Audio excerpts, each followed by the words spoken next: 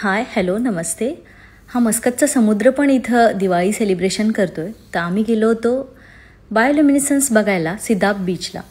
तर सिदाब बीचवर इतकी गर्दी होती. 1 वाजता रात्रीच्या आम्ही गेलो होतो, 12:30 पावणे 1 झाले होते. आणि लेट नाईटच हे बायोल्युमिनेसन्स छान दिसतं. पण जातेवेळी आम्हाला असं वाटलं होतं की एवढ्या रात्रीचं कसं जाणार, काय एकटेच असेल तर काय होईल. पण 2-2.5 किलोमीटरपासूनच इतकी गर्दी होती ना की ट्रॅफिक जाम होतं, पोलीस सिक्युरिटी होती. आणि तिथं गेल्यानंतर पण खरोखरच दिवाळी सेलिब्रेशन चालू असल्यासारखं वाटत होतं. कारण ही ब्लू लाईट तर होतीच, पण त्याबरोबर काही लोक लँटर्न्स पण उडवत होते वरती.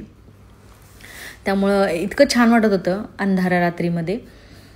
आणि आराध्या पण होती आमच्यासोबत. तर तिने इतकं एन्जॉय केलं. सगळ्या हाताला पायाला वगैरे ती माती लावली. तर ती माती पण पूर्ण ब्लू दिसायची हाताला लावली. ते दोघींनी आम्ही लावलं होतं. ते बरेचसे लहान मुलं असं लांबून माती टाकून खेळत होते, शेप्स काढून खेळत होते. तर ते सगळे शेप ब्लू दिसायचे. प्रत्येक वेळेला आल्यानंतर आम्ही जातोच, पण यावेळेला खूप जास्त दिसत होतं हे. आणि बायोल्युमिनेसन्स दिसण्याचं दुसरं कारण म्हणजे ज्या अल्गी किंवा ज्या बॅक्टेरिया असतात, जेली फिशेस असतात, काही वेगळ्या प्रकारचे फिशेस असतात, त्यांच्यामध्ये केमिकल रिॲक्शन होते आणि ते केमिकल एनर्जी फॉर्म करतात. आणि ती केमिकल एनर्जी लाईट एनर्जीमध्ये दिसायला लागते. आणि त्या लाईट एकदम अशी ब्ल्यूइश कलरमध्ये दिसते, जे पाण्याच्या लाटेबरोबर ब्लू होते. ते जर आतमध्ये बोटिंग केलं तर ते बोटमधनं पण पूर्ण पाणी तुम्हाला ब्लू दिसायला लागतं.